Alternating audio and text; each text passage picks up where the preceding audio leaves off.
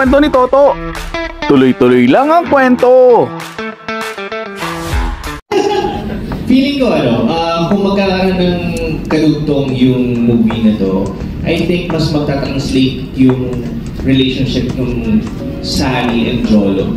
Kasi kapag napanood niyo yung movie, makikita niyo yung bakit nga ba kami siguro nandito as people from tahanan homes. Kasi yun yung mag-represent talaga who they are in the movie. So, I think that would be really interesting kapag ano. Tsaka medyo minukakatang namin siya dalag siya.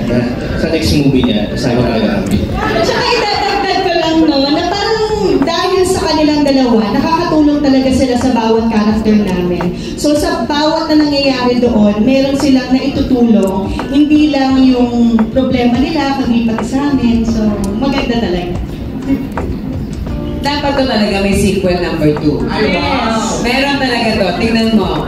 Di ba sabi mo naman every 10 years, maghihintay tayo. Sa baka yelo naman ang hair ko that time. Ano natin? Maghihintay ako ng second sequel kasi sigurado talaga akong maraming kikiligin mga kabataan.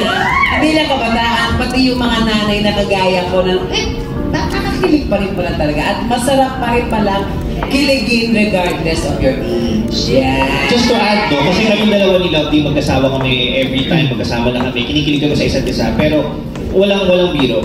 When we see Pao kasi and Kim together, talagang kinikilig kami na parang, bakit? Sige, pa-explain mo nga sa amin. Pakinggan mo sa amin. Ako mag-explain. Kasi si Paolo, meron siyang tingin, yung matay na kasi minsan. Guys, ang best. Sorry guys, sorry mga Kim Pao. So may eksena kami. Nagaganon-ganon si Kuya. Tapos tinignan lang ako. Ano? Sabi ko, yun pala yung personality niya, na pag tinitigan ka niya, hindi man siya magsalita ng marami, but he's talking to you, alam mong gentleman siya. So ngayon, from a distance, hindi nalaman dahil Peter Maritas nga, bawal magsalita, Wilmalin.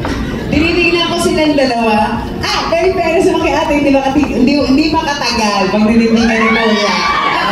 In fairness naman kay Kuya, yung mata niya says it all. Dito lang.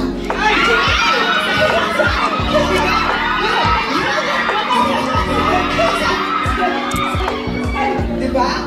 Situation na gusto mo mag-disappear. Sorry, dalawa hindi ko napigilan. Sorry. Kaya sinasabihan din po talaga ako ni Bench dito.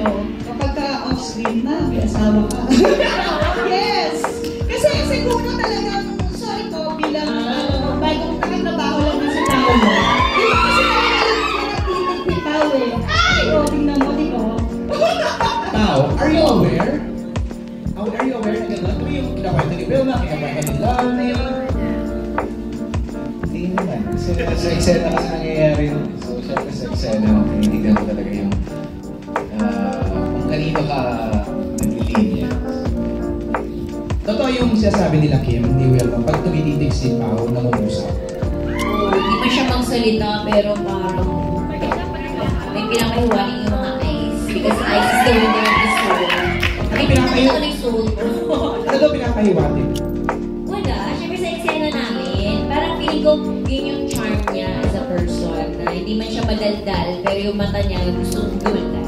Okay. Expressive. Expressive. Yes, expressive. Pati yung mata.